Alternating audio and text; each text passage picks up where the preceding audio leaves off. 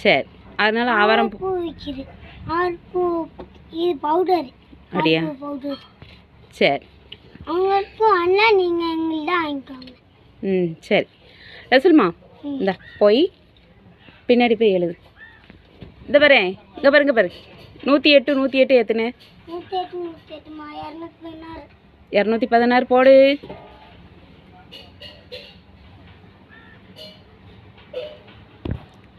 எழுத மாட்டிருக்கு என்ன?